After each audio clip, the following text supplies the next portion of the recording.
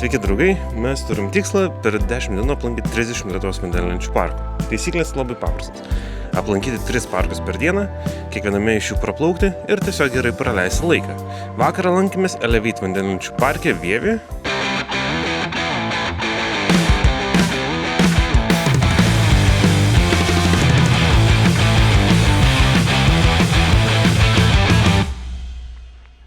Šią naktį praleidom šiam kempinge, kuris yra įsikūręs Birštone. Na, Birštoną jūs tikrai visi žinot dėl čia esančių spa, dėl Nemuno Kilpų regioninio parko, tačiau tikrai manau, kad ne visi žinote apie čia įsikūręsi Birštono Wake Park vandenlenčių parką.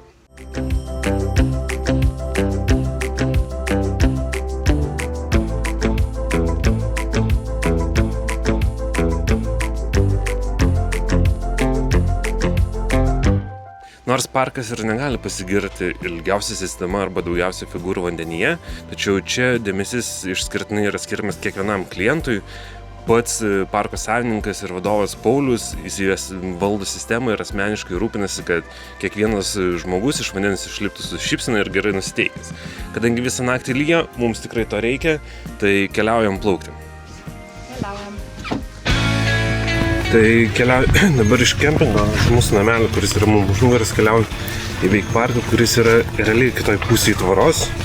Tai pats parkas yra įsikūręs 2017 metų rugpjūtį. Turi batutus, jo lokacija yra tiesiog nuostabi. Buvo porą minučių nuo kelio, 5 minutės iki miesto centro ir prie pat yra Birštono spa. Tai poilsis, aktyvios pramogos, viskas vienoje vietoje.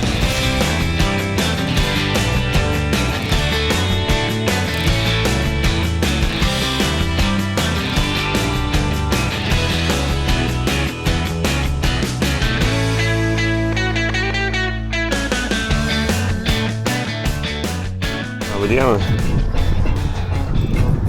Smagu, kada iki parko gali statymą ateiti. Nu, nemeluokit dabar. Ar nesigaili, kad pradėjau kaip rakyties? O, fiziškai gerai jaučiamės. Jo, ir gailėtis tai tikrai ne, nes fainas nuotykis. Emociškai lietus duoda savo. Ne? Mes penktadienį išvažiavom ir penktadienį pradėjo lyti. Ir lyjo visą laiką. Dar biškelį lis.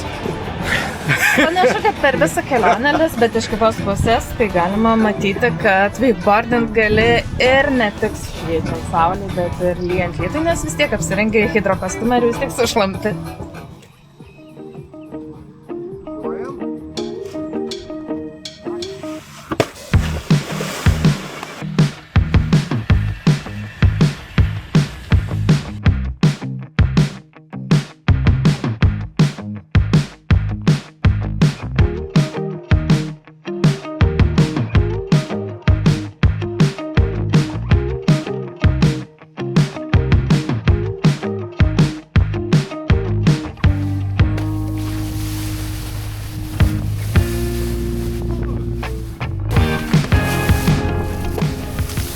Taigi, Birštono Wake Parkas.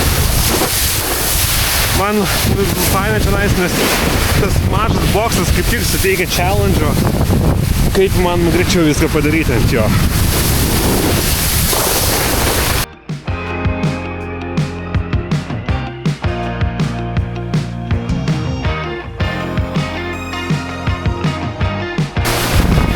Na, čia stojantis kikeris, jisai stoja beveik sistemos viduryje. Dėl to, kai nusileidė, tu dar gali paplaukti ir tik 100 metrų reikia pjautis. Vis tiek yra žiauriai smagu.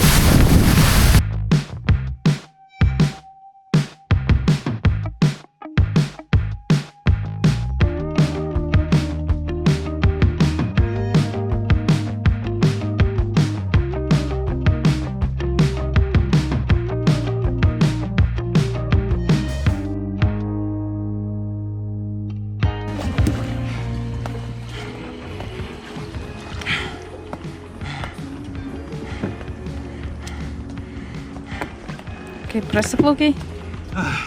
5 diena, 13 parkas. Šiaip šilta. Tik jeigu jau nebelabai. Bet kaip apšilimas, puikiai. Reikia papusryčiauti dar kartą ir galės važiuoti.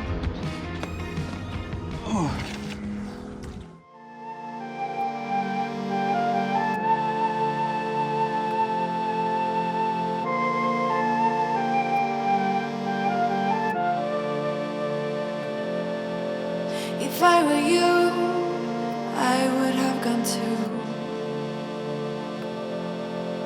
If my life was such a mess, I wouldn't be you. But I woke up to yet another morning. Out of the blue, you went and I was left behind. I know you found your peace of mind. Kai buvo išlindusi saulė, tai nuotaikos net atsirado. Kaip prasiplaukiai? Labai gerai. Labai gera rytinė mankšta. O dabar mes tiesiog grįžtam su savo šlapiais drabužiais atgal į savo namuką, kuris yra čia pat už tvoros. Persirinksim, ruošimės įdėti toliau.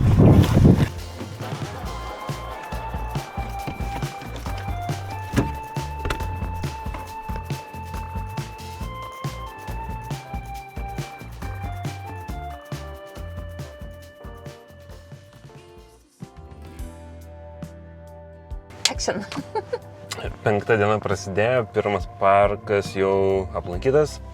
Kaip sekėsi tavo Birštone? Manau, kad sekėsi labai gerai. Buvo puikus rytinis prasiplaukimas, puikiai rytinė mankšta.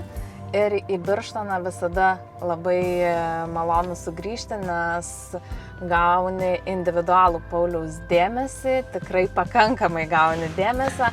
Ir netgi kaip Paulius pasakoja, vyriausias klientas, kurį jis išmokė plaukti, buvo 77 metų vyras, kuris atvyko su savo anūku ir išbandė taip pat wakeboardinimą ir jam pavyko. Tai tik tai parodo, kad amžius wakeboardinimai nėra kliūtis.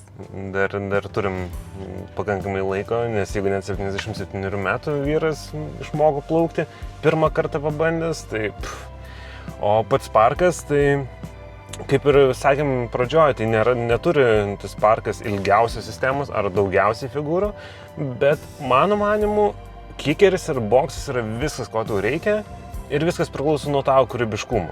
Kaip tik, jeigu boksas trumpas, tai tu turi daug greičiau viską daryti, tai tik tai padeda gerinti tavo įgūdžius. Tai man asmeniškai labai patinka tas trumpas boksas, nes jeigu tu kažką ant jo darai, tu turi labai greitai tai daryti. Nes ant ilgo bokso visi gali padaryti tą patį, o ant trumpą jau nebe visi. Tai mes jau 13 parką aplankėm, jau 13 epizodų išėjom. Tai dėkui, kad žiūrit, žinoma, prenumeruokit kanalą ir rytoj pasirodys 14 epizodas iš sekančio parko, į kurį mes dabar važiuosim. Tai sutiksim rytoj. Iki.